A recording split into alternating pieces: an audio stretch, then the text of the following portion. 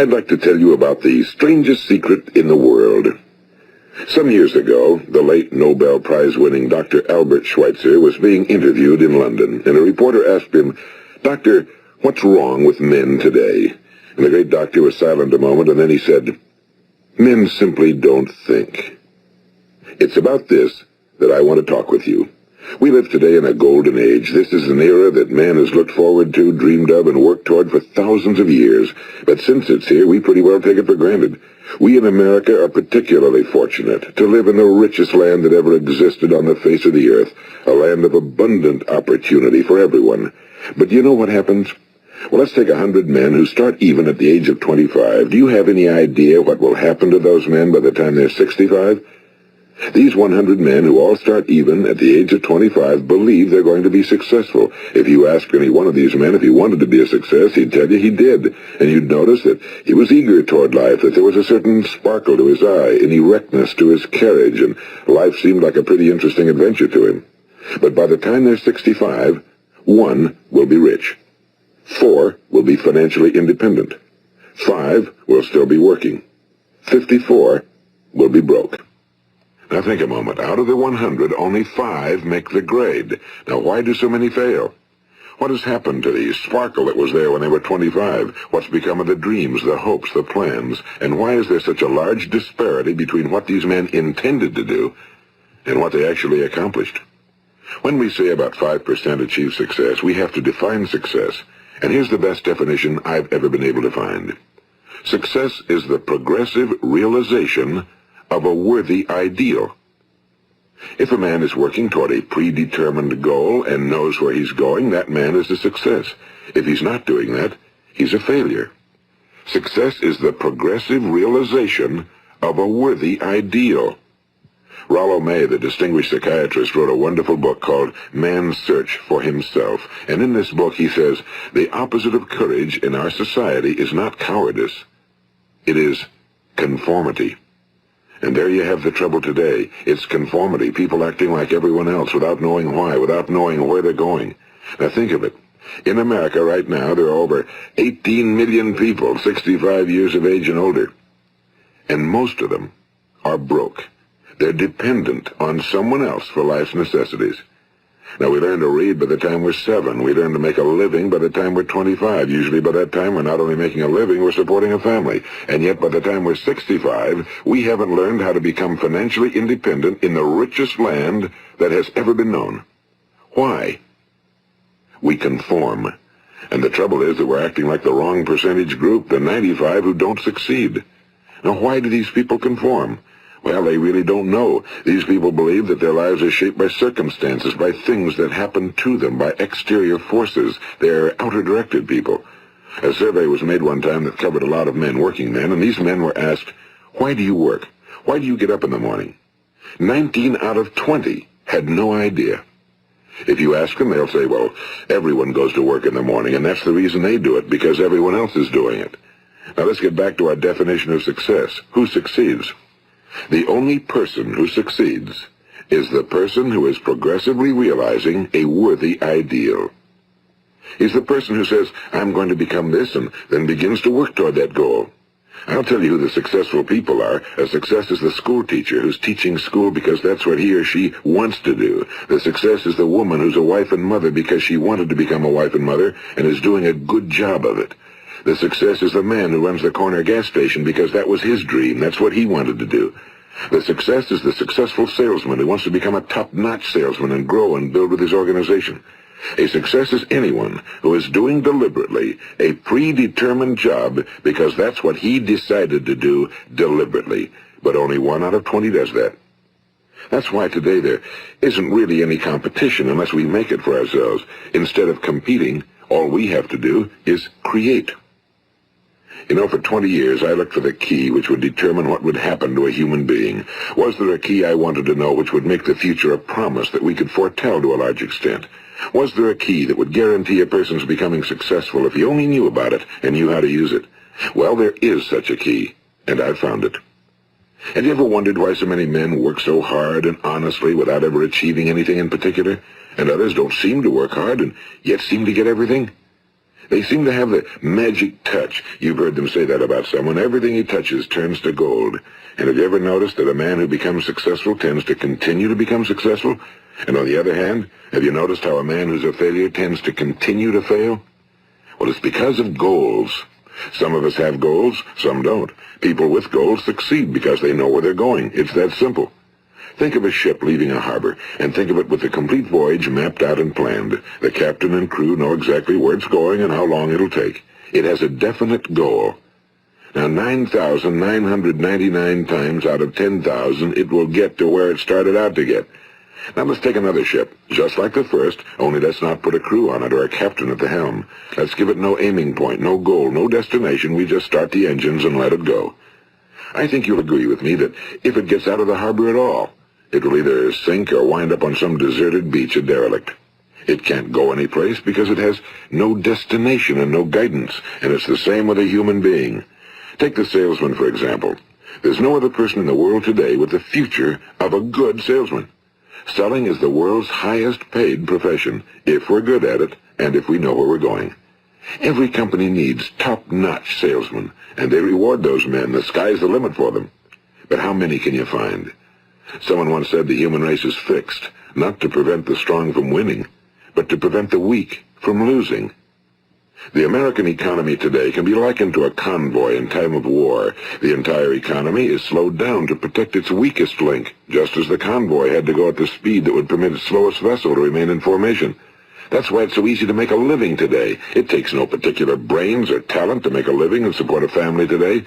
So we have a plateau of so-called security, if that's what a person's looking for. But we do have to decide how high above this plateau we want to aim.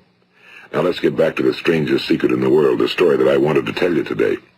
Why do men with goals succeed in life and men without them fail? Well, let me tell you something which, if you really understand it, will alter your life immediately. If you understand completely what I'm going to tell you from this moment on, your life will never be the same again. You will suddenly find that good luck just seems to be attracted to you. The things you want just seem to fall in line, and from now on you won't have the problems, the worries, the gnawing lump of anxiety that perhaps you've experienced before. Doubt, fear, well, they'll be things of the past. Here's the key to success and the key to failure. We become what we think about. Now let me say that again. We become what we think about. Throughout all history, the great wise men and teachers, philosophers and prophets have disagreed with one another on many different things. It's only on this one point that they are in complete and unanimous agreement. Listen to what Marcus Aurelius, the great Roman emperor, said. A man's life is what his thoughts make of it. Disraeli said this. Everything comes if a man will only wait. I've brought myself by long meditation to the conviction that a human being with a settled purpose must accomplish it, and that nothing can resist a will that will stake even existence for its fulfillment. Ralph Waldo Emerson said this, a man is what he thinks about all day long. William James said, the greatest discovery of my generation is that human beings can alter their lives by altering their attitudes of mind. And he also said, we need only in cold blood act as if the thing in question were real, and it will become infallibly real by growing into such a connection with our life that it will become real. It will become so knit with habit and emotion that our interest in it will be those which characterize belief. And he also said, if you only care enough for a result, you will almost certainly attain it. If you wish to be rich, you will be rich. If you wish to be learned, you will be learned. If you wish to be good, you will be good. Only you must then really wish these things and wish them exclusively, and not wish at the same time 100 other incompatible things just as strongly. In the Bible, you read in Mark 9:23, if thou canst believe, all things are possible to him that believeth. My old friend Dr. Norman Vincent Peale put it this way, this is one of the greatest laws in the universe. Fervently do I wish I had discovered it as a very young man. It dawned upon me much later in life, and I found it to be one of the greatest, if not my greatest discovery outside of my relationship to God. The great law, briefly and simply stated, is that if you think in negative terms, you will get negative results. If you think in positive terms, you will achieve positive results. That is the simple fact, he went on to say, which is at the basis of an astonishing law of prosperity and success. In 3 words, believe and succeed. William Shakespeare put it this way: our doubts are traitors and make us lose the good we oft might win by fearing to attempt. George Bernard Shaw said, people are always blaming their circumstances for what they are. I don't believe in circumstances. The people who get on in this world are the people who get up and look for the circumstances they want, and if they can't find them, make them. Well, it's pretty apparent, isn't it? And every person who discovered this for a while believed that he was the first one to work it out. We become what we think about. Now, it stands to reason that a person who's thinking about a concrete and worthwhile goal is going to reach it, because that's what he's thinking about, and we become what we think about. Conversely, the man who has no goal, who doesn't know where he's going, and whose thoughts must therefore be thoughts of confusion and anxiety and fear and worry, becomes what he thinks about. His life becomes one of frustration and fear and anxiety and worry. And if he thinks about nothing, he becomes nothing. Now, how does it work? Why do we become what we think about? Well, I'll tell you how it works as far as we know. Now, to do this, I want to tell you about a situation that parallels the human mind. Suppose a farmer has some land, and it's good fertile land. Now, the land gives the farmer a choice. He may plant in that land whatever he chooses. The land doesn't care. It's up to the farmer to make the decision. Now, remember, we're comparing the human mind with the land because the mind, like the land, doesn't care what you plant in it. It will return what you plant, but it doesn't care what you plant.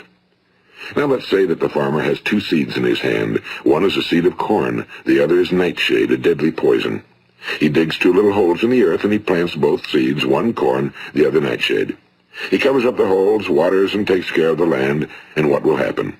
Invariably, the land will return what's planted. As it's written in the Bible, as ye sow, so shall ye reap.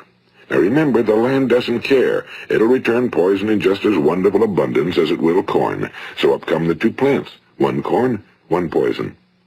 Now, the human mind is far more fertile, far more incredible and mysterious than the land, but it works the same way. It doesn't care what we plant. Success, failure. A concrete, worthwhile goal, or confusion. Misunderstanding, fear, anxiety, and so on. But what we plant, it must return to us. You see, the human mind is the last great unexplored continent on Earth. It contains riches beyond our wildest dreams. It will return anything we want to plant. Now, you might say, well, if that's true, why don't people use their minds more? Well, I think they figured out an answer to that one, too. Our mind comes as standard equipment at birth. It's free, and things that are given to us for nothing we place little value on. Things that we pay money for, we value. The paradox is that exactly the reverse is true. Everything that's really worthwhile in life came to us free. Our minds, our souls, our bodies, our hopes, our dreams, our ambitions, our intelligence, our love of family and children and friends and country, all these priceless possessions are free. But the things that cost us money are actually very cheap and can be replaced at any time. A good man can be completely wiped out and make another fortune. He can do that several times. Even if our home burns down, we can rebuild it. But the things we got for nothing, we can never replace. The human mind isn't used because we take it for granted. Familiarity breeds contempt. It can do any kind of job we assign to it, but generally speaking, we use it for little jobs instead of big, important ones. Universities have proved that most of us are operating on about 10% or less of our abilities. So decide now, what is it you want? Plant your goal in your mind. It's the most important decision you'll ever make in your entire life. What is it you want? Do you want to be an outstanding salesman? A better worker at your particular job? Do you want to go places in your company? In your community? Do you want to get rich? All you've got to do is plant that seed in your mind, care for it, work steadily toward your goal, and it will become a reality. It not only will, there's no way that it cannot. You see, that's a law, like the laws of Sir Isaac Newton, the laws of gravity. If you get on top of a building and jump off, you'll always go down. You'll never go up, and it's the same with all the other laws of nature. They always work. They're inflexible. Think about your goal in a relaxed, positive way. Picture yourself in your mind's eye as having already achieved this goal. See yourself doing the things you will be doing when you've reached your goal. Ours has been called the phenobarbital age, the age of ulcers and nervous breakdowns and tranquilizers, at a time when medical research has raised us to a new plateau of good health and longevity. Far too many of us worry ourselves into an early grave trying to cope with things in our own little personal ways without learning a few great laws that will take care of everything for us. These things we bring on ourselves through our habitual way of thinking. Every one of us is the sum total of his own thoughts. He is where he is because that's exactly where he really wants to be, whether he'll admit that or not. Each of us must live off the fruit of his thoughts in the future, because what you think today and tomorrow, next month and next year, will mold your life and determine your future. You're guided by your mind.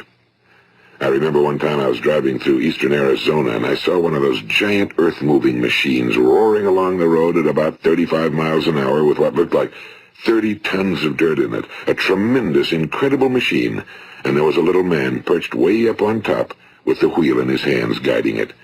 And as I drove along, I was struck by the similarity of that machine to the human mind. Just suppose you're sitting at the controls of such a vast source of energy. Are you going to sit back and fold your arms and let it run itself into a ditch? Or are you going to keep both hands firmly on the wheel and control and direct this power to a specific, worthwhile purpose? It's up to you. You're in the driver's seat. You see, the very law that gives us success is a two-edged sword. We must control our thinking. The same rule that can lead a man to a life of success, wealth, happiness, and all the things he ever dreamed of for himself and his family. That very same law can lead him into the gutter. It's all in how he uses it, for good or for bad. This is the strangest secret in the world. Now, why do I say it's strange, and why do I call it a secret? Actually, it isn't a secret at all. It was first promulgated by some of the earliest wise men, and it appears again and again throughout the Bible, but very few people have learned it, understand it. That's why it's strange, and why for some equally strange reason it virtually remains a secret. I believe that you could go out and walk down the main street of your town and ask one man after another what the secret of success is, and you probably wouldn't run into one man in a month who could tell you. Now, this information is enormously valuable to us if we really understand it and apply it. It's valuable to us not only for our own lives, but the lives of those around us, our families, employees, associates, and friends. Life should be an exciting adventure. It should never be a bore. A man should live fully, be alive. He should be glad to get out of bed in the morning. He should be doing a job he likes to do because he does it well.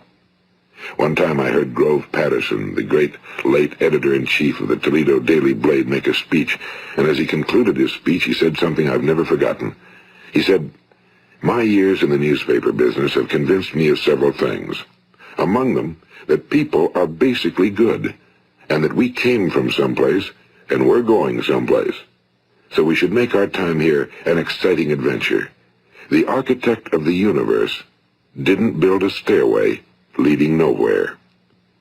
And the greatest teacher of all, the carpenter from the plains of Galilee, gave us the secret time and time again. As ye believe, so shall it be done unto you. I've explained the strangest secret in the world and how it works. Now, on this side, I want to explain how you can prove to yourself the enormous returns possible in your own life by putting this secret to a practical test. I want you to make a test that will last 30 days. It isn't going to be easy, but if you'll give it a good try, it will completely change your life for the better. Now, back in the 17th century, Sir Isaac Newton, the English mathematician and natural philosopher, gave us some natural laws of physics which apply as much to human beings as they do to the movement of bodies in the universe. And one of these laws is that for every action, there is an equal and opposite reaction. Simply stated, as it applies to you and me, it means we can achieve nothing without paying the price.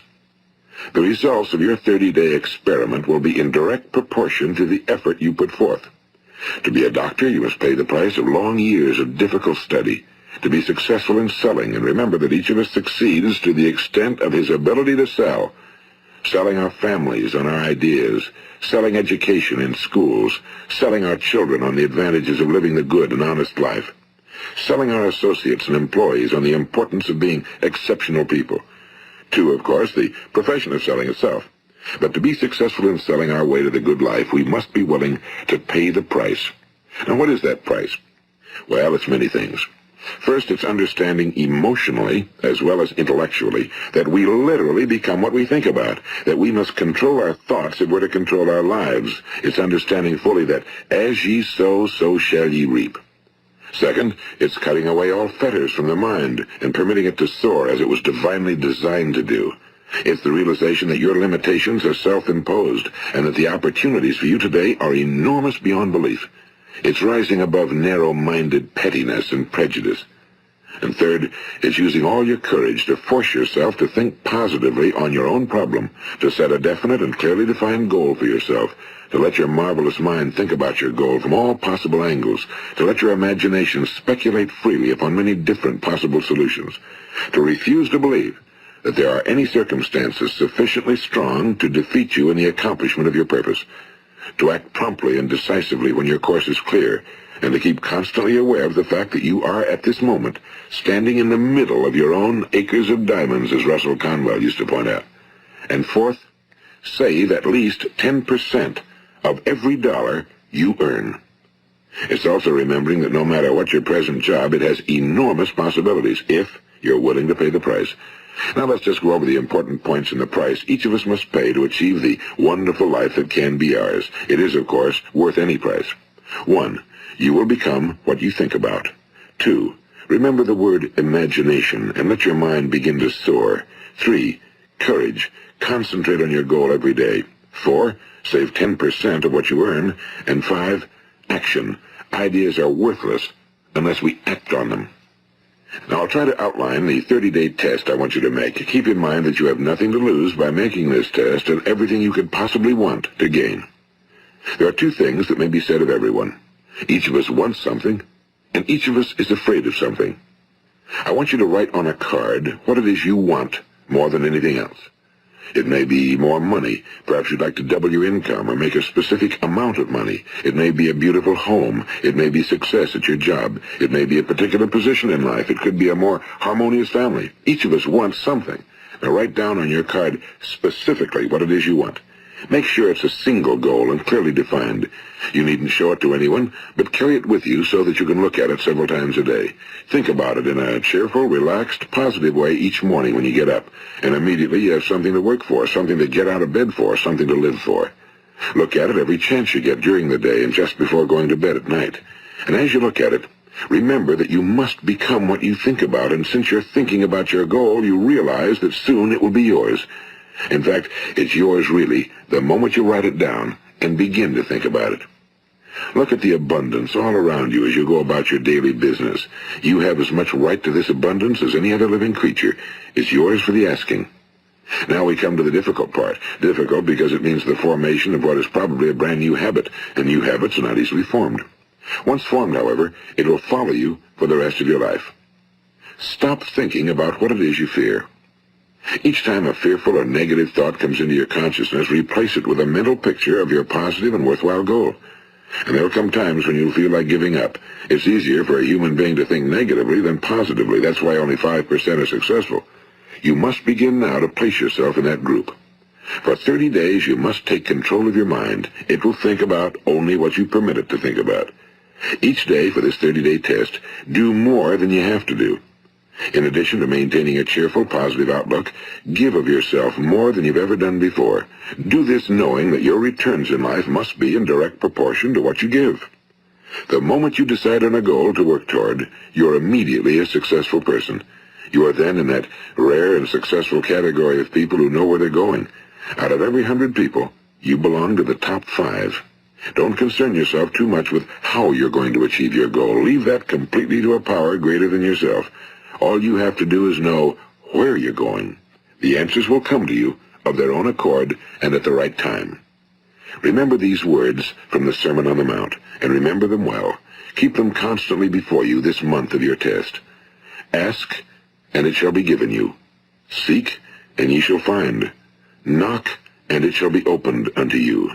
For every one that asketh receiveth, and he that seeketh findeth, and to him that knocketh it shall be opened. It's as marvelous and as simple as that. In fact, it's so simple that in our seemingly complicated world, it's difficult for an adult to understand that all he needs is a purpose and faith. For 30 days, Do your very best. If you're a salesman, go at it as you've never done before, not in a hectic fashion, but with the calm, cheerful assurance that time well spent will give you the abundance in return you deserve and want. If you're a homemaker, devote your 30-day test to completely giving of yourself without thinking about receiving anything in return, and you'll be amazed at the difference it makes in your life. No matter what your job, do it as you've never done it before for 30 days. And if you've kept your goal before you every day, you'll wonder and marvel at this new life you've found. Dorothea Brand, the outstanding editor and writer, discovered it for herself and tells about it in her fine book, Wake Up and Live. Her entire philosophy is reduced to the words, act as though it were impossible to fail. She made her own test with sincerity and faith, and her entire life was changed to one of overwhelming success. Now, you make your test for 30 full days. Don't start your test until you've made up your mind to stick with it. You see, by being persistent, you're demonstrating faith. Persistence is simply another word for faith. If you didn't have faith, you'd never persist. If you should fail during your first 30 days, by that I mean suddenly find yourself overwhelmed by negative thoughts, you've got to start over again from that point and go 30 more days. Gradually, your new habit will form until you find yourself one of that wonderful minority to whom virtually nothing is impossible. And don't forget the card. It's vitally important as you begin this new way of living. On one side of the card, write your goal, whatever it may be. On the other side, write the words we've quoted from the Sermon on the Mount. Ask, and it shall be given you. Seek, and ye shall find. Knock, and it shall be opened unto you. Nothing great was ever accomplished without inspiration. See that during these crucial first 30 days, your own inspiration is kept at a peak. And above all, don't worry. Worry brings fear, and fear is crippling. The only thing that can cause you to worry during your test is trying to do it all yourself. Know that all you have to do is hold your goal before you. Everything else will take care of itself. Remember also to keep calm and cheerful. Don't let petty things annoy you and get you off course. Now, since making this test is difficult, some will say, why should I bother? Well, look at the alternative. No one wants to be a failure. No one really wants to be a mediocre individual. No one wants a life constantly filled with worry and fear and frustration. Therefore, remember that you must reap that which you sow. If you sow negative thoughts, your life will be filled with negative things. If you sow positive thoughts, your life will be cheerful, successful, and positive. Now, gradually, you will have a tendency to forget what you've heard on this recording. Play it often. Keep reminding yourself of what you must do to form this new habit. Gather your whole family around at regular intervals and listen to what's been said here. You know, most men will tell you that they want to make money without understanding the law. The only people who make money work in a mint. The rest of us must earn money. This is what causes those who keep looking for something for nothing or a free ride to fail in life. The only way to earn money is by providing people with services or products which are needed and useful. We exchange our time and our product or service for the other man's money. Therefore, the law is that our financial return will be in direct proportion to our service. Now, success is not the result of making money. Making money is the result of success, and success is in direct proportion to our service. Most people have this law backwards. They believe that you're successful if you earn a lot of money. The truth is that you can only earn money after you're successful. It's like the story of the man who sat in front of the stove and said to it, "Give me heat, and then I'll add the wood." How many men and women do you know, or do you suppose there are today, who take the same attitude toward life? There are millions. We've got to put the fuel in before we can expect heat. Likewise, we've got to be of service first before we can expect money. Don't concern yourself with the money. Be of service. Build, work, dream, create. Do this and you'll find there's no limit to the prosperity and abundance that will come to you. Prosperity, you know, is founded upon a law of mutual exchange. Any person who contributes to prosperity must prosper in turn himself. Sometimes the return will not come from those you serve, but it must come to you from someplace, because that's the law. For every action, there is an equal and opposite reaction.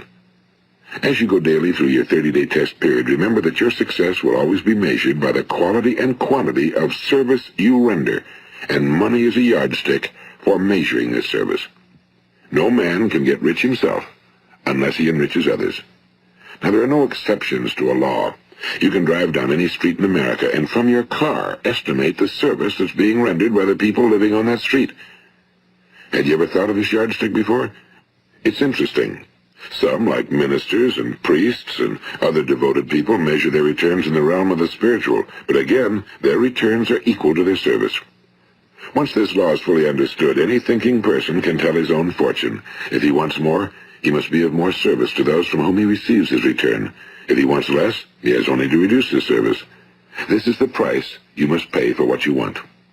If you believe you can enrich yourself by deluding others, you can end only by deluding yourself. It may take some time, but just as surely as you breathe, you'll get back what you put out. Don't ever make the mistake of thinking you can avert this. It's impossible. The prisons and the streets where the lonely walk are filled with people who tried to make new laws just for themselves.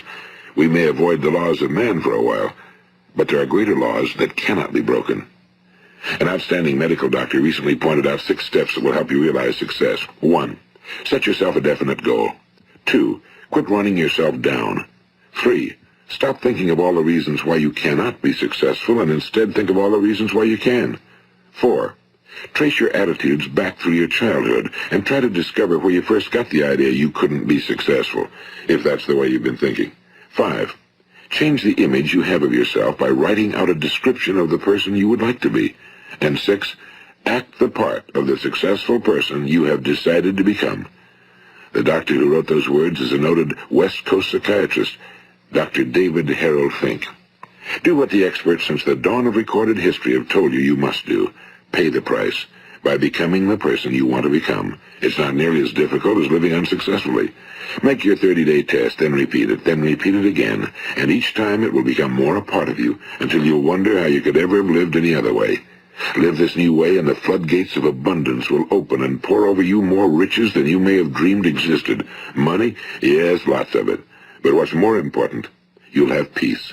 You'll be in that wonderful minority who lead calm, cheerful, successful lives. Start today.